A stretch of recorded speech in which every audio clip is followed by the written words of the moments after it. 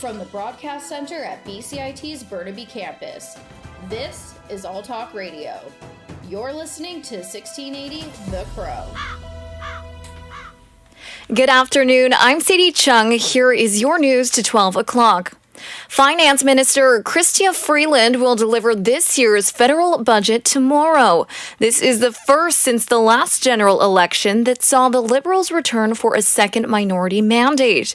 The budget is expected to cover more spending in national defense, a costly capturing tax credit, and dental and pharmacare as per the agreement with the NDP.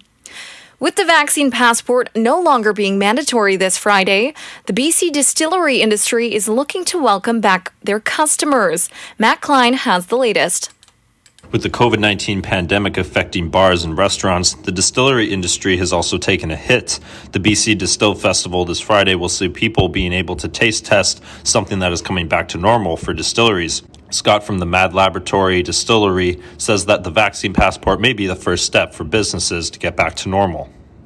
I do think we're gradually just seeing people get more comfortable with going out again and more comfortable, going to bars, going to restaurants. I think it's just going to be like, I don't think it's going to be like all of a sudden everything's back to normal again, but I do think we'll see, that's just one step along the way of sort of gradually returning to some semblance of normal in the industry, right? It has been 2 years since the last BC Distill Festival at the Croatian Cultural Centre in Vancouver. Matt Klein, 1680 The Crow. Police say a 30-year-old man from Burnaby has been arrested and charged with 1 count each of aggravated assault and robbery. This comes after he allegedly attacked a stranger with a hatchet at a Metro Vancouver SkyTrain station. They say the victim was taken to hospital for treatment of numerous wounds to his head and upper body. Police are asking any other witnesses to come forward. Meanwhile, the Independent Investigations Office of BC is calling for more government funding to entice candidates to apply for positions as caseloads peak. In the first 3 days of April, the police watchdog says it responded to 6 incidents, including 2 officer shootings, which highlights the significant staffing challenges. Chief Civilian Director Ron McDonald says over the past 2 years, its caseload has doubled and there are about 70 active files. He says the office has 24 frontline investigators, and even though the government agreed 30 workers were needed in 2018, it has never been fully staffed. McDonald says he's trying to fill the positions, but the current salary structure undercuts his ability to fill the roles. TransLink will be receiving improved facilities near their stations in the near future. Elijah Polson has more. The BC government introduced legislation on Tuesday to acquire land for building housing, schools, and other community amenities near public transit stations. Previously, the BC Transportation Financing Authority could only buy land for transportation projects. Transportation Minister Rob Fleming says the change is aimed at increasing the level of affordable housing that's integrated into transit investments. The province says in a news release the goal is to promote compact communities, making it easier for pedestrians, cyclists, or those who use mobility aids to access the nearest transit hub. Elijah Polson for 1680 The Crow. The Humboldt Broncos bus crash was 4 years ago today, and a planned $35 million permanent memorial is bogged down in the planning phase. Humboldt announced plans a year ago to build a tribute center honoring the victims of the 2018 crash that claimed the lives of 16 and injured 13 others. City Manager Joe Day says there won't be anything to report until feasibility studies are complete. Certainly, the reality is it's moved slower than any of us would have hoped. We would have liked to have been making some more announcements by now, but again, the process moves a little bit slower than what we would have liked. A lot of it does, again, come down to those different levels of governmental support and when we can get the confirmation of some of that. Day says depending on the amount of fundraising support, it might be necessary to scale back the scope of the project. The accident will be marked this afternoon with a video tribute at the hockey arena where the Broncos play. BC cattle farmers are helping reduce the risk of forest fires by grazing near residential areas. Reporter David Natalini ropes in this story. BC's cattle grazing pilot program is working with interior ranchers to reduce the amount of dry grass near homes. The grazing cattle eat the grass that can quickly fuel growing forest fires. BC Cattlemen's Association General Manager Kevin Boone says the program has seen results, with testing sites having less scorching from last year's fires. Boone says the province's forests have been poorly managed, and this program is a good move forward. He hopes the program becomes a permanent tool to help reduce future fires in the area. David Natalini, 1680 The Crow. Reporter David Natalini joins us now live. David, what have residents' reactions been to this grazing program?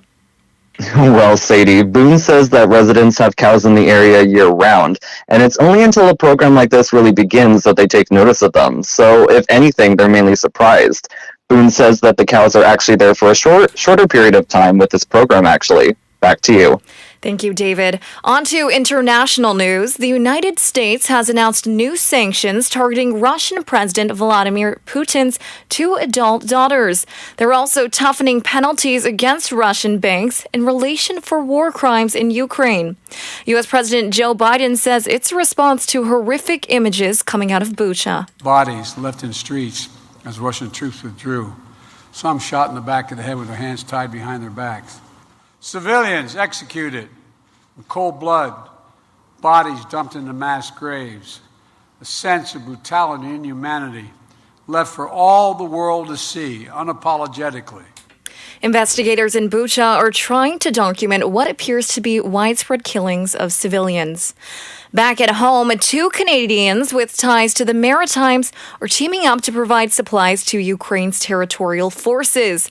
Lex Brukovsky, a lobster fisherman from Nova Scotia, is providing the driving, and New Brunswick native Don Bowser is raising money and buying gear.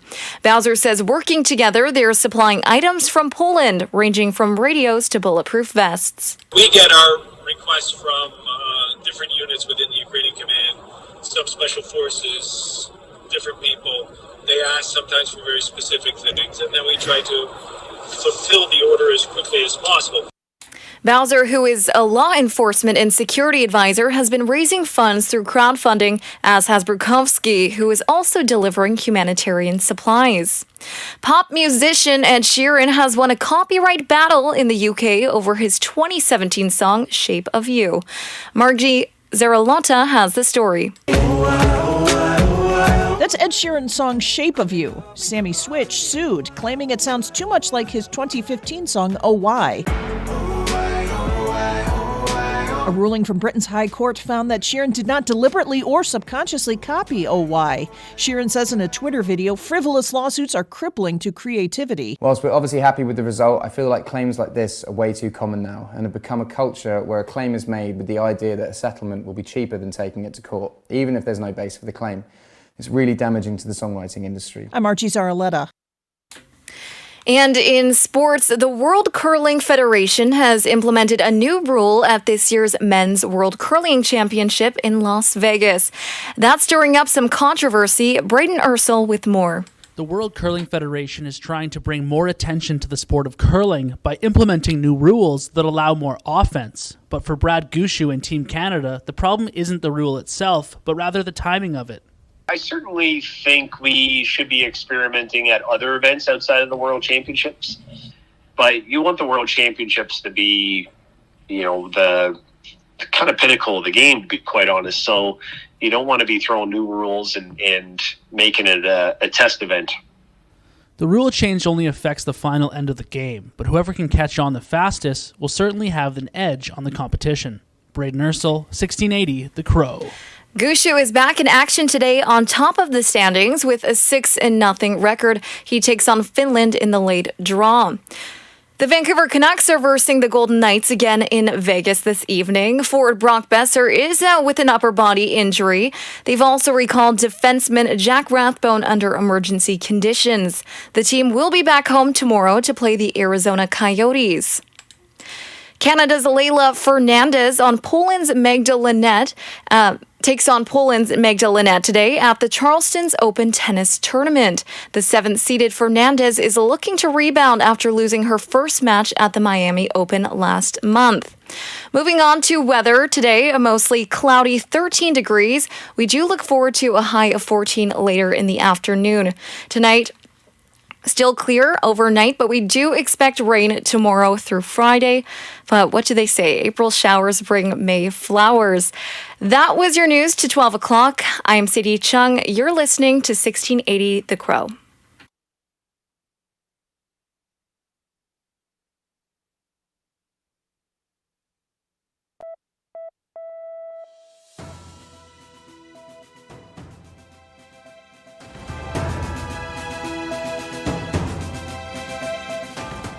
Stay tuned for more on BCIT's 1680 The Crow.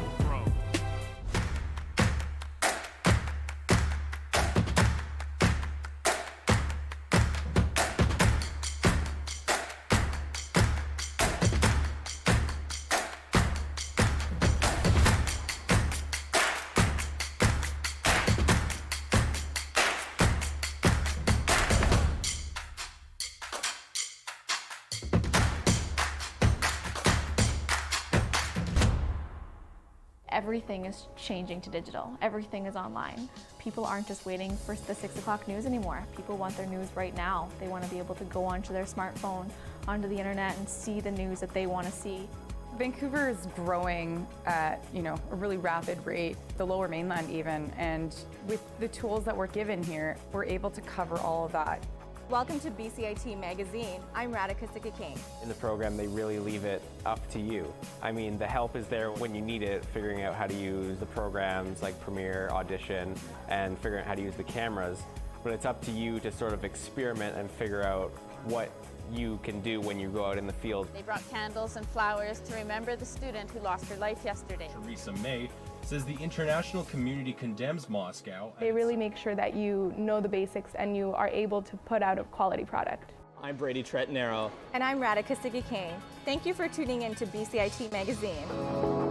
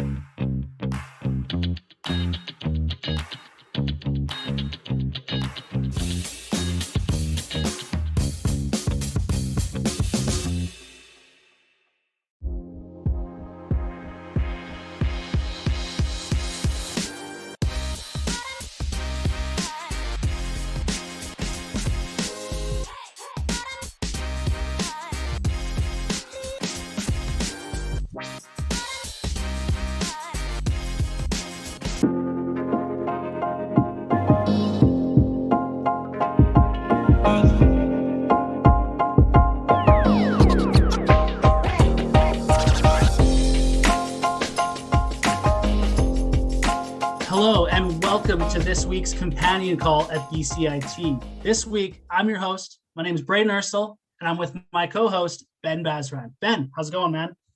It's going great. I'm really excited to be doing this, and we got a great topic today, so excited to dive into it, and couldn't think of a better co-host, so happy to be doing it with you, Bray.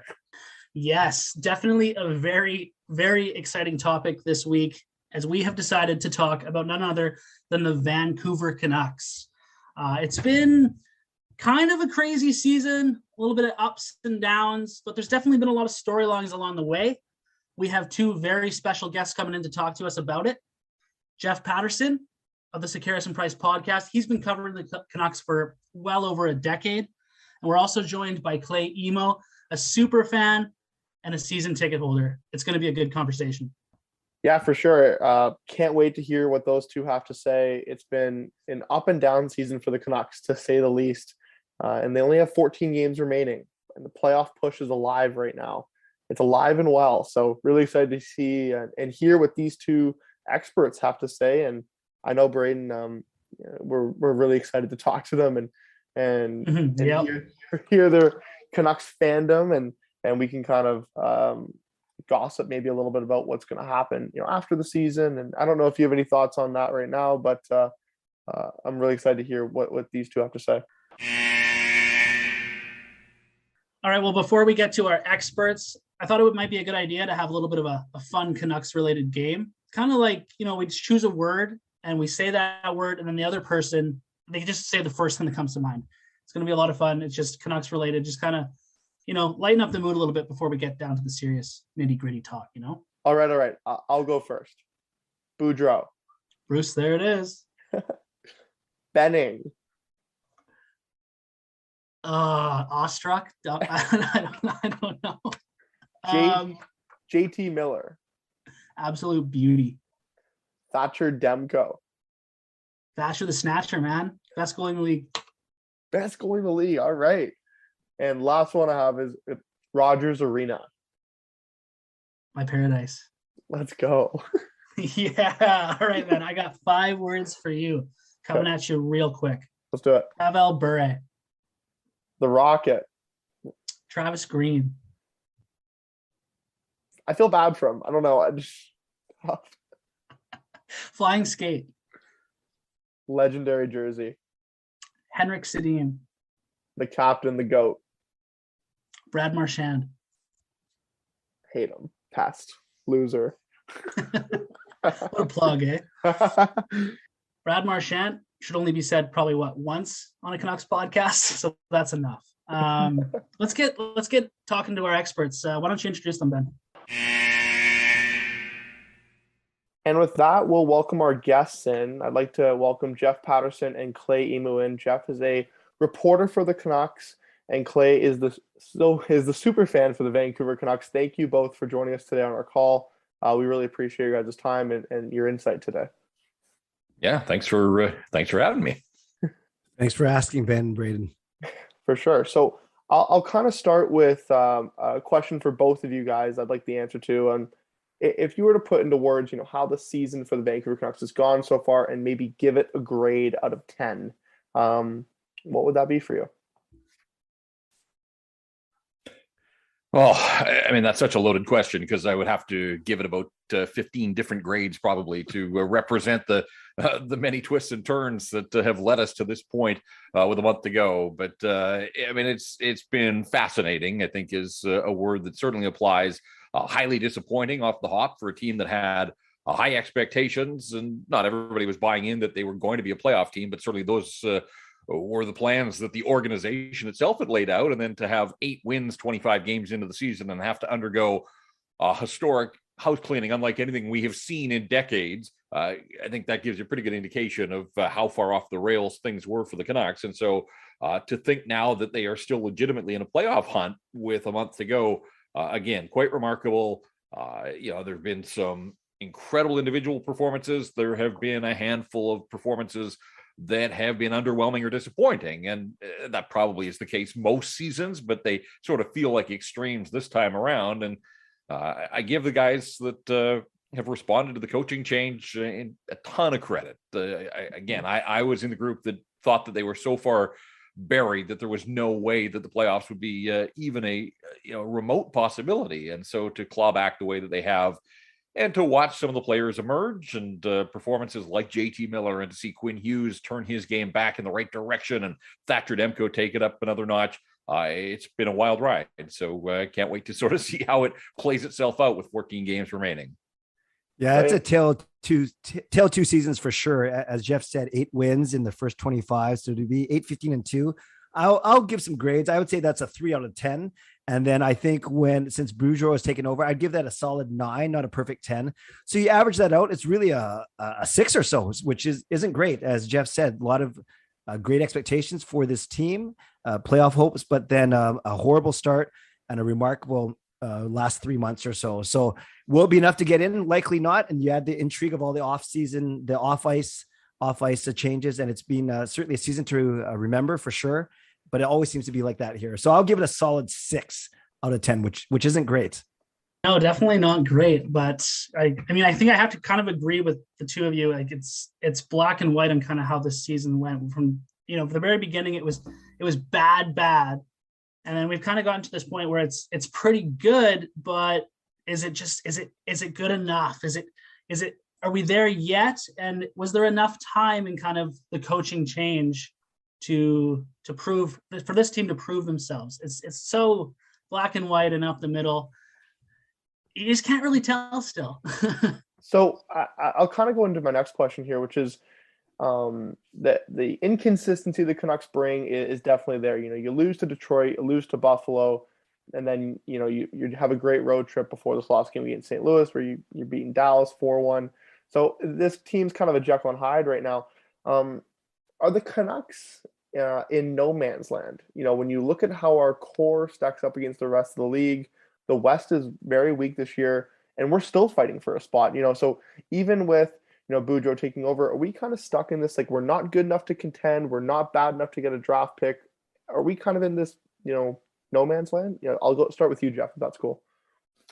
Well, that's certainly where they have been for a number of years. I think the hope was, if you go back to playoff seasons, the bubble in Edmonton, the Canucks were one of the it teams in the National Hockey League. When you looked at the performances of Elias Pettersson in his first taste of the postseason, and Quinn Hughes and Bo Horvat rose up, and there were others, and obviously Bubble Demko at the time, and they came out of that. And I think there were a lot of people around the league that were buying what the Canucks were selling. And obviously there were departures, there were questionable decisions made by management, and here they are now. That management group is gone. And so it is sort of tough to pinpoint exactly where they are as an organization, because you've got this new regime that's come in. They've had a few months to analyze and assess, but they really haven't made those signature moves that have given us a glimpse of what direction they want to take this team. And certainly the team is hamstrung by its cap situation, and that's not on the new management group, that's on the old group. But they are going to have to find a way to find some cap flexibility. I mean, cap flexibility is king in today's National Hockey League, and they have none of it. And they're still hampered by a couple of contracts that are going to dog them for a few more years at the very least. So I think to answer that question, we need to get to the offseason, because this team, this management group, elected pretty much to stand pat at the trade deadline, other than moving Tyler Mott for a draft pick and Travis Hamonic, which was a nice bit of business on the part of Patrick Alvin and his group. But in terms of those decisions, what's the future for JT Miller? What's the future for Bo Horvat? What are they going to do with Brock Besser? Until we get a sense of what they prioritize, where they want to commit their cap dollars, and are they able to move out a piece or two as well to get some of that flexibility that I mentioned, those are the moves that not just me, but I think many in this market are going to be watching and anticipating in the offseason. It didn't happen at the trade deadline. They elected to keep this group together to see how far it ultimately could push. But I do think change is coming, and a pretty good chance that it comes a lot closer to the NHL draft in July, because that's sort of that next window of opportunity on the NHL calendar. So I'm not trying to dodge the question, but we don't know the direction that this management group wants to take this team, and we really haven't had any sort of telltale signs on that, but they are coming, and they're going to come pretty quickly after the season is done. Totally fair. Clay, for you, where do you kind of see the team right now, and where do you kind of see them moving, in the future? I agree with Jeff's assertion that we'll know more in the offseason for sure. For me, I look at the team that we've seen the past 3 months, and they're good. They're not really good, but they're good. But they've spent so much energy and physical and mental energy just digging themselves out of the hole that they dug, that I'm still not sure what we're seeing is truly the team that we have. We have all-stars, one all-star at each position in Demko, Hughes, and Pedersen, and put Miller up there. Then there's a bit of a drop-off to the Horvats and the Besters, but then there's a big drop-off. And I think one thing that we need to do in the offseason is kind of trim a bit of fat and get stronger everywhere. Somehow knowing that you have those 3 or 4 core pieces, it's easier said than done for sure. And that's kind of the optimism I have, but we've been saying that kind of every year. And you look at the prospect pool, it's not massive. Yes, we have more draft picks this season, but those won't pan out for another 2 or 3 years. So I'm with Jeff in waiting to see what happens in the offseason, but I'm optimistic. That's kind of like my brand, but I don't know either. I would love to think we're the team that we've seen the past 3 months, but I'm not sure if there's enough there yet to do with sustain this over a full 6-month season.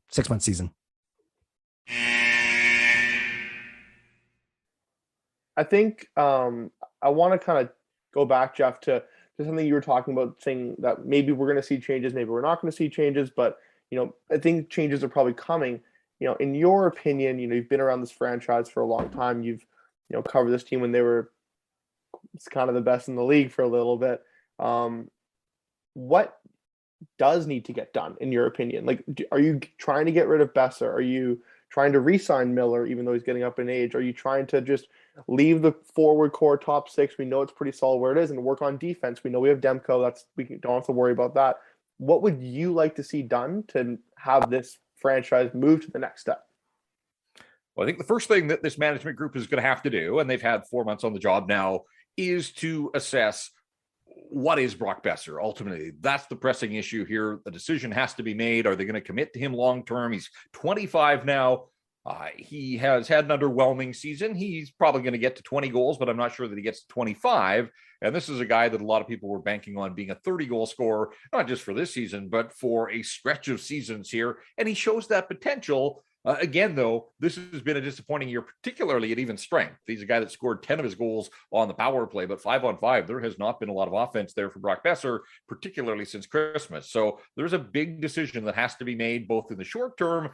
Does this organization value him? Do they want him? Do they see him as part of the future? Or is he an asset that they could peddle? And what could you get in return? They have to address scoring from the wings. This has become a crisis situation for the Vancouver Canucks, because really almost all of their offense comes from the center ice position. And I know Elias Pettersson is playing the wing these days, but he's still a center. In the big picture, long-term, to maximize what he can offer this hockey club, he is a centerman for this team. So it's JT Miller, it's Bo Horvat, it's Elias Pettersson, and really that's it. And this past road trip, as successful as it was for the organization, was a microcosm of that.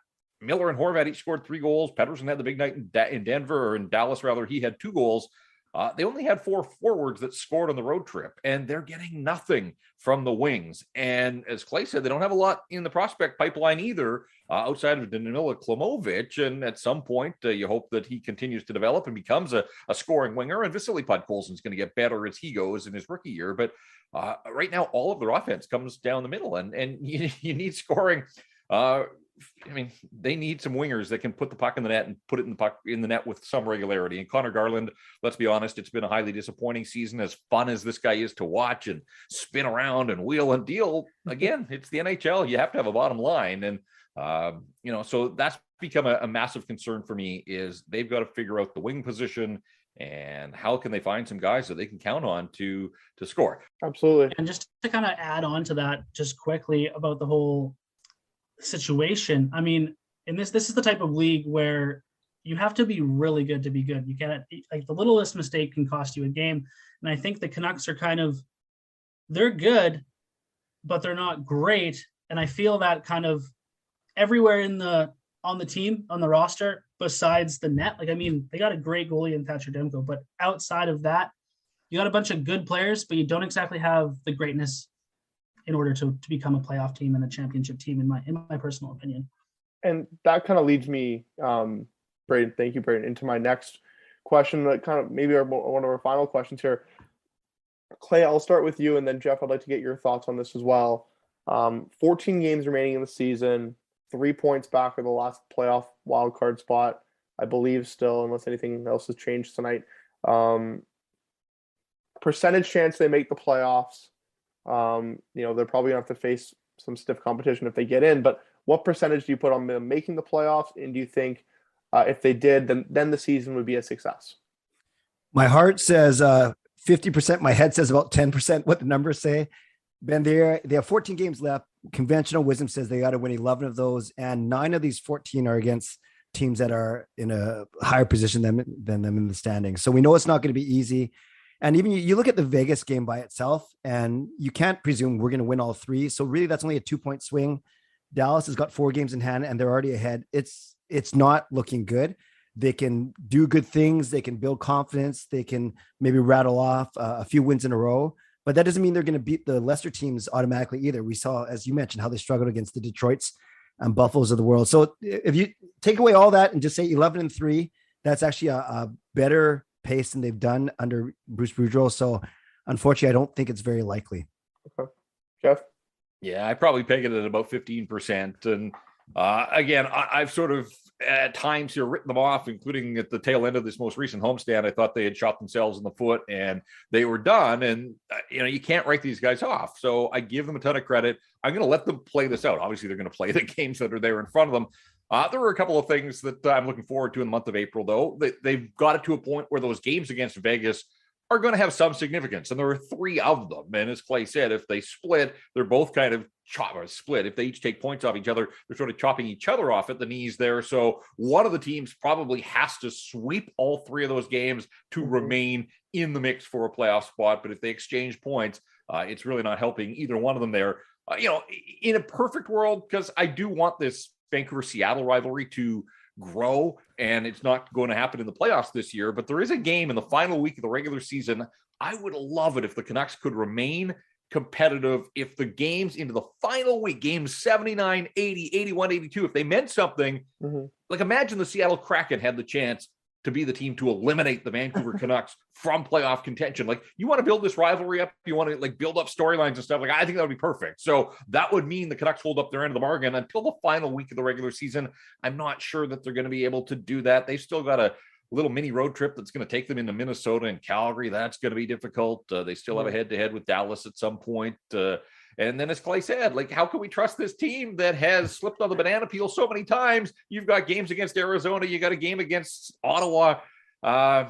It's just the Canuck way that there's going to be a few nights where they just don't have it. And really, they've run out of runway. They have no more margin for error. So it's been incredible to see them get to this point. But 11-3 seems like an awfully tall order when they still have a handful of games against some pretty good teams. And 9 of their final 14 are at home, which might be a curse because this team has played way better on the road for whatever reason than it has at home. And that 7-game homestand with just 2 victories was proof of that. So maybe they can get it turned back in the right direction. I hope that they remain relevant as long as possible, but I just think that the daylight is fading and it's probably a little bit too much. As Clay said, it's been a remarkable run under Bruce Boudreau, and now over these 14, if they were going to make the playoffs, they have to play at an even higher pace. And I just think it's hard, and you saw it in St. Louis on Monday night. It's hard to bring your A game every single night in the National Hockey League, and they were fine against the Blues, but they weren't at their best. And right now, they've got no margin for error. Completely. Thanks, Jeff. Now I'm sad again. Thanks a lot, man. It won't last long with you. I know it won't. I'll throw in my quick prediction. I kind of said it when the coaching change was happening. It's going to be classic Canucks, the Canuck way, if you will, as Jeff would say. They're going to play great. They're going to look like a playoff team up until right near the end, but they're just going to fall short the Canuck way, looking like 1 to 2 points out of a playoff spot, right where you don't want to be as a hockey fan. But yeah, there you go. That's all the questions I have. I want to thank you guys so much for your time and for joining Braden and I and really helping us out. I really appreciate your insight and your guys' expertise. It's always fun to talk Canucks hockey. Yeah, we really appreciate it, guys. Thanks a lot. Thanks for having us. Thank you. Awesome. Have a great night. All right. All right, cheers, Thanks, guys. Nice to see you. Thank you. Yeah, good to see you too, Clay. All right, Clay. See ya. Thanks a lot.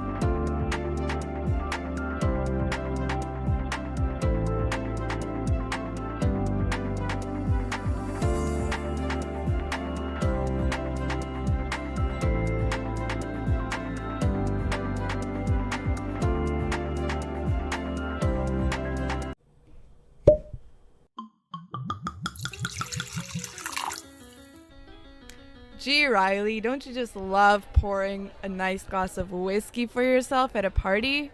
To be honest, I don't even drink that much. Really? You don't like alcohol?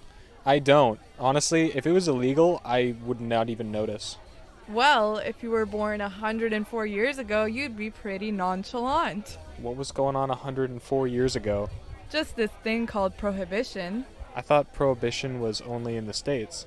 Well, actually, it was present in British Columbia and started in 1917, but it only lasted 4 years. Why did it only last 4 years? Well, there's actually a lot of reasons for that. If you want, we could ditch this party and go talk about it. That would be awesome. Actually, though, I don't know anything about this, so we might want to start from the beginning. Sure, let's start from the top. Well, British Columbia actually started prohibition in 1917. Other provinces in Canada were practicing before that time period. Really? Where did it start? Well, Prince Edward Island actually started that in 1901, and then Yukon and Newfoundland were next to follow. Well, actually, I'm pretty sure Newfoundland wasn't even really a part of Canada at the time, so does well, that that's really... kind of like irrelevant. We're not talking about that. I suppose. Yeah. It was actually during the First World War when they passed it in Yukon and Newfoundland. So liquor could be legally produced in Canada, but not sold there, and legally exported out of Canadian ports. So I'm guessing that BC started prohibition during World War I as well? Yeah, that's correct. And did we vote for it? Yes, actually, the women voted for prohibition to continue on after they were granted the opportunity to vote for the first time, as they were all working and all the men were gone off to war. So the reason that they voted for prohibition to continue on is because there was a high level of domestic abuse happening, and that was due to their husbands being alcoholics and often being violent with them. And they were also worried about their income and the impact that the alcohol had on their productivity. I mean, those all sound like pretty valid concerns, but that's a big thing to convince people on, prohibition. So surely they had some help with it. Yeah, you're right. So the women paired up with the church and actually ran campaigns that promoted prohibition, just so that they could save themselves and their children from their abusive husbands at the time. Yeah, prohibition was also seen by a lot of war activists as like the noble fight. A lot of people thought that, you know, if people were getting boozed at home, then they wouldn't be working hard enough and they therefore wouldn't be supporting the war effort. So it was seen as the noble task, and alcohol was kind of supporting the enemy in a way. But through all this voting and all this public action, we're going to find out that it's not actually that easy to take liquor away from Vancouverites. Well, prohibition wasn't really an issue for those that were rich, particularly, because it didn't slam down as hard as it should have. Yeah, anyone with $1 and a will to drink just kind of went to the liquor store before everything shut down and just stocked up. Well, you didn't even really need $1. You only needed half $1, because for 50 cents, you could have gotten a prescription for alcohol back then. And I mean, saloon owners, too, could get away with it pretty easily because, you know, you'd have so many people in a bar, only some of them would be drinking alcohol, and the cops would come in. They weren't willing to meticulously check everyone's drink to make sure nobody's got alcohol. Well, they certainly underestimated the power of the alcoholics. And it was such a big part of the culture, and like everyone was doing it, that it was hard to control such a large amount of people. So that's how it was so easy to get away with. I guess one of the reasons why prohibition ended is because if an entire population doesn't think that something is wrong and they want to do it, there's not much the cops can really do. Totally. We spoke to Lanny Russworm, who is an author for Forbidden History Vancouver, and he had a lot to share on his knowledge about the Prohibition era and what significant figures were in power during that time period, as well as the organized criminal gangs. Who are some big names that come to mind?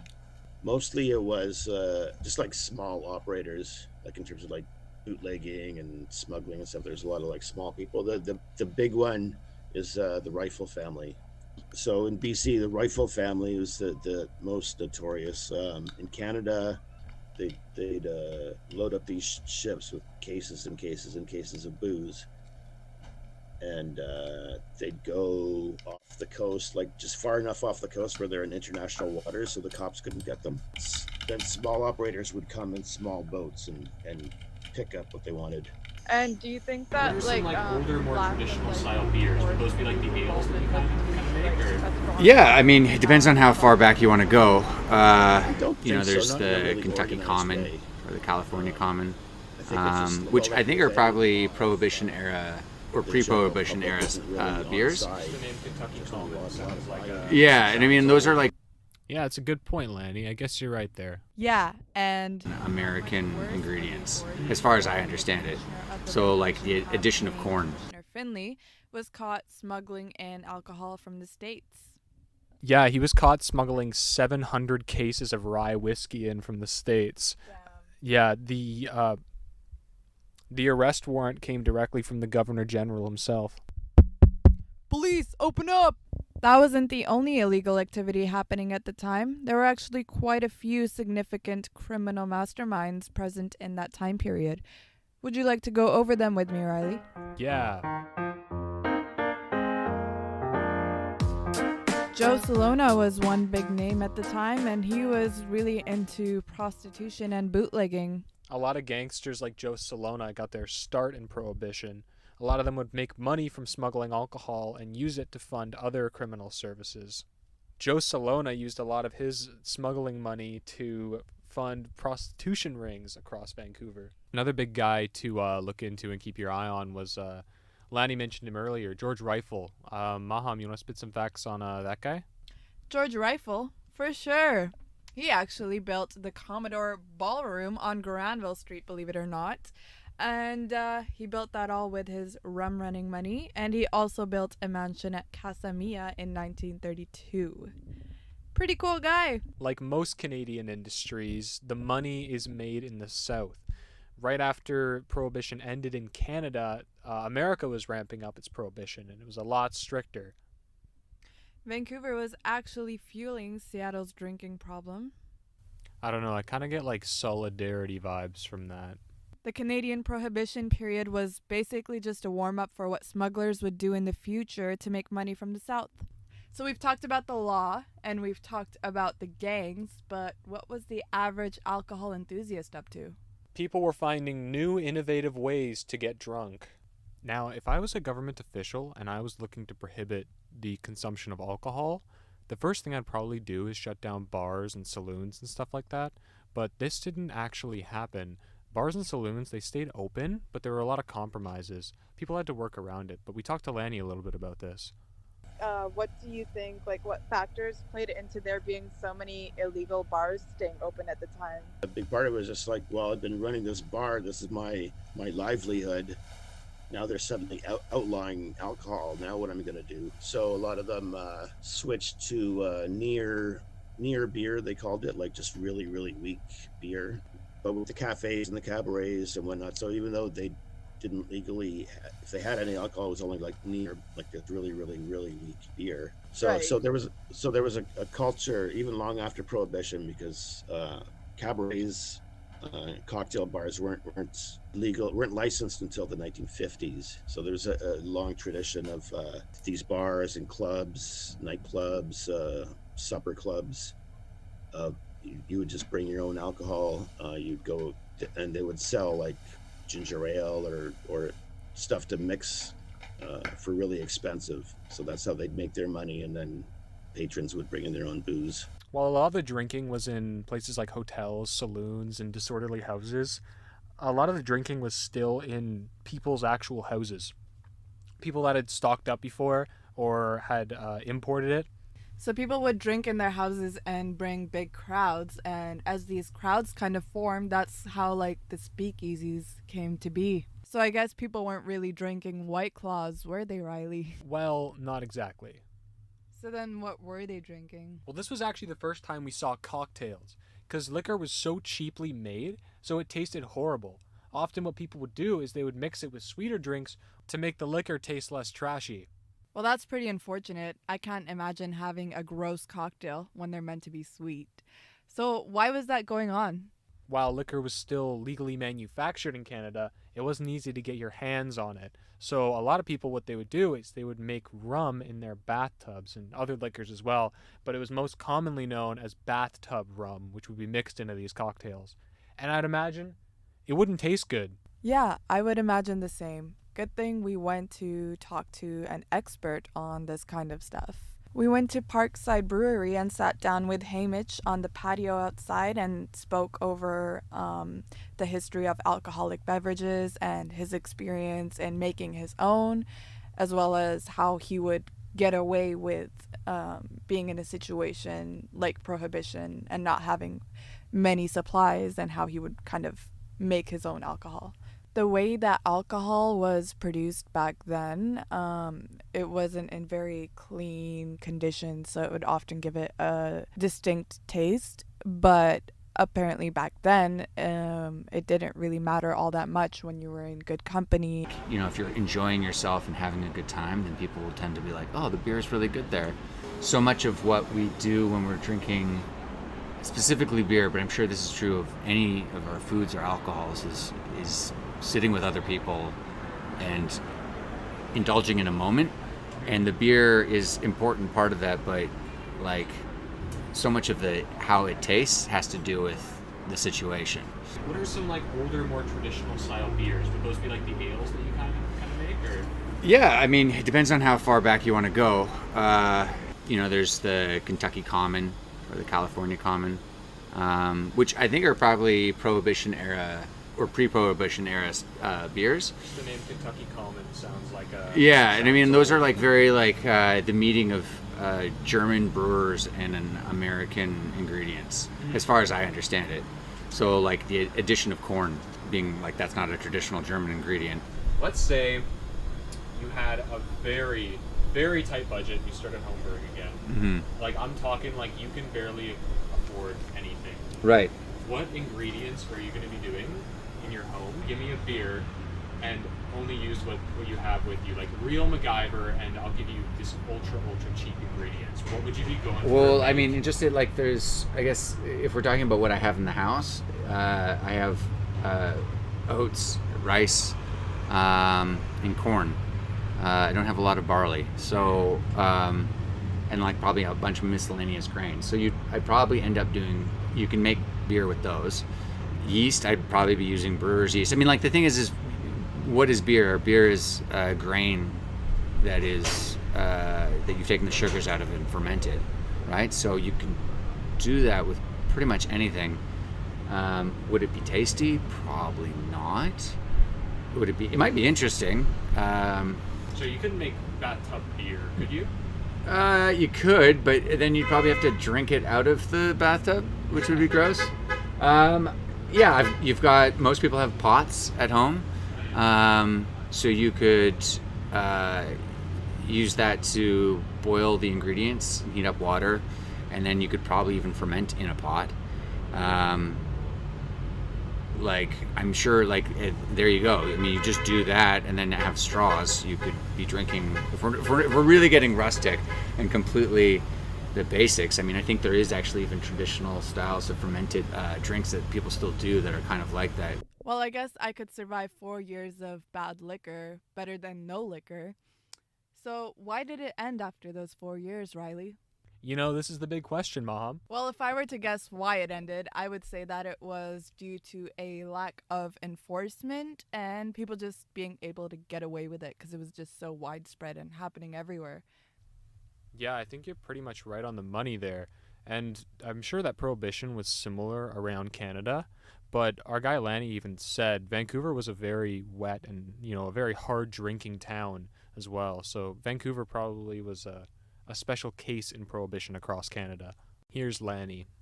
The early 20th century, late 19th century, this is a pretty hard drinking town. So alcoholism and alcohol was everywhere. It seems that the police's efforts were entirely futile. Well, it kind of ties into everything that we've been talking about and just the fact that the police can't really control something that the people don't believe in, right?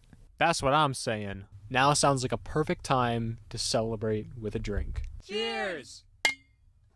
So between alcohol being legal and prohibition happening and the alcohol tasting pretty bad, do you think this encouraged more people to drink or less? My first thought would be less, but it is actually a debate.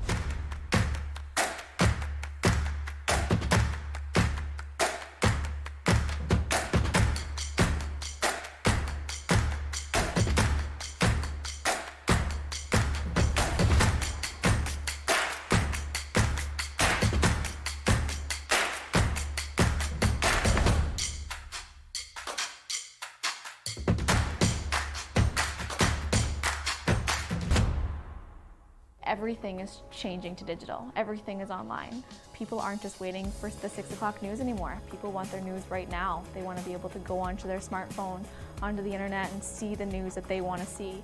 Vancouver is growing at, a really rapid rate, the Lower Mainland even, and with the tools that we're given here, we're able to cover all of that. Welcome to BCIT Magazine. I'm Radhika Sikka-King. In the program, they really leave it up to you. I mean, the help is there when you need it, figuring out how to use the programs like Premiere, Audition, and figuring out how to use the cameras. But it's up to you to sort of experiment and figure out what you can do when you go out in the field. They brought candles and flowers to remember the student who lost her life yesterday. Theresa May says the international community condemns Moscow. They really make sure that you know the basics and you are able to put out a quality product. I'm Brady Tretnero. And I'm Radhika Sikka-King. Thank you for tuning in to BCIT Magazine.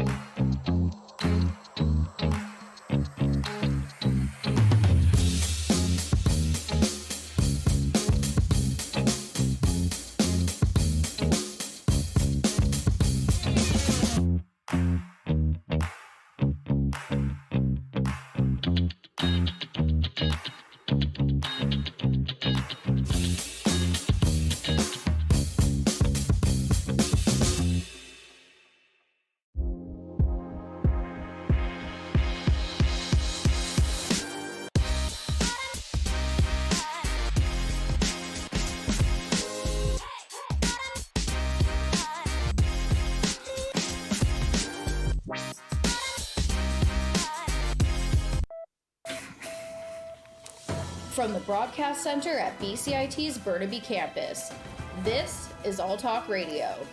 You're listening to 1680 The Crow. Good afternoon and welcome to 1680 The Crow. I'm Tiger M, and here is your news at 1 p.m.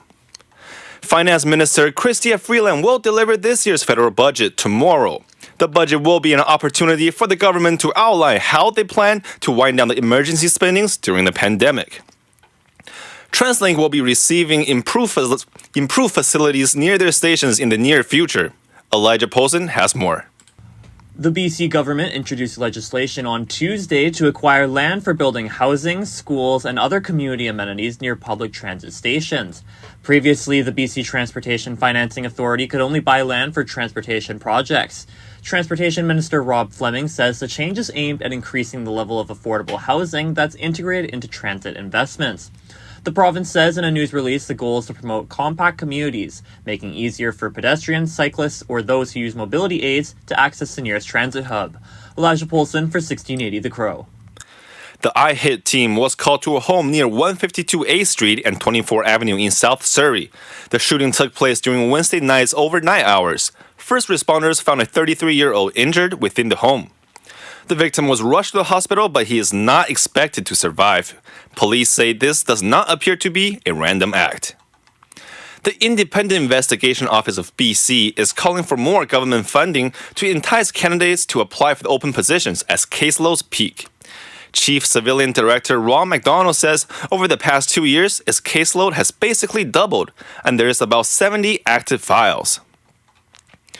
With the vaccine passport no longer being in effect this Friday, the BC distillery industry is looking to welcome back all their customers. Matt Klein has the latest. With the COVID-19 pandemic affecting bars and restaurants, the distillery industry has also taken a hit.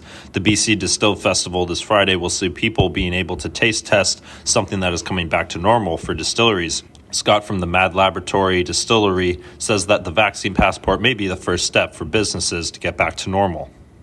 I do think we're gradually just seeing people get more comfortable with going out again and more comfortable, going to bars, going to restaurants. I think it's just going to be like, I don't think it's going to be like all of a sudden everything's back to normal again, but I do think we'll see, that's just one step along the way of sort of gradually returning to some semblance of normal in the industry, right? It has been 2 years since the last BC Distill Festival at the Croatian Cultural Centre in Vancouver. Matt Klein, 1680 The Crow. It has been 12 years since the Royal London Wax Museum closed in downtown Victoria. The museum's former director, Kane Lane, is finally ready to sell off hundreds of wax head that was once in the museum. Ken Lane's basement is filled with more than 300 wax heads of some of the most prominent figures and celebrities in history.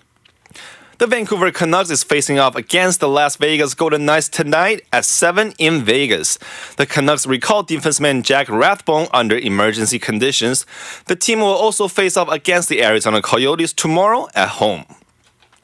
Canadian soccer star Alphonso Davies returned today for the Champions League quarterfinals as Bundesliga giant Bayern Munich takes on Villarreal. This will be the first game in 3 months after being sidelined due to a heart condition. Bayern Munich is currently playing against Villarreal and they're down 1-0. In other games, Real Madrid is leading 2-1 over Chelsea and Stamford Bridge. The World Curling Federation has implemented a new rule at this year's Men's World Curling Championship in Las Vegas. That stirs up some controversy. Braden Ursel with more.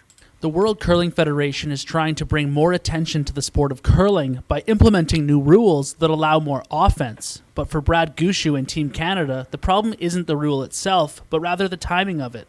I certainly think we should be experimenting at other events outside of the World Championships. But you want the World Championships to be, the kind of pinnacle of the game, to be quite honest. So you don't want to be throwing new rules and making it a test event. The rule change only affects the final end of the game, but whoever can catch on the fastest will certainly have an edge on the competition. Braden Ursel, 1680 The Crow. The Los Angeles Lakers will be missing the NBA playoffs this year despite having 5 All-Stars on their team. One gambler will make $160,000 off a $10,000 bet, which he placed in the beginning of the season for much-hyped Lakers to miss the playoffs. In weathers, it is a cloudy day today with a high of 13 degrees and a low of 8 degrees. And that was your news update at 1 o'clock. I'm Tiger M, and you're listening to 1680 The Crow. I'll see you at 3.